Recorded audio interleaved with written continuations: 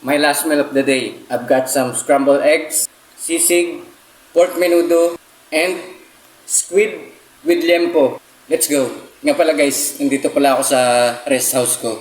Hindi ko lang kasi pinapakita na ito talaga yung tunay kong bahay. Nagkukunwari lang akong mahirap. Let's go!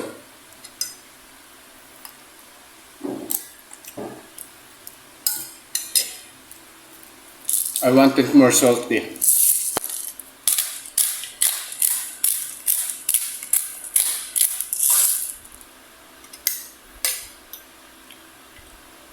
Yung pusit.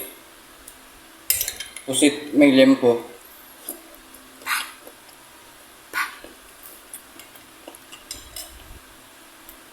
Yes! Hello, hello, hello!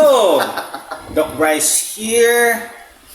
Namamasyal lang ako sa rest house ni Michael today. Ayan.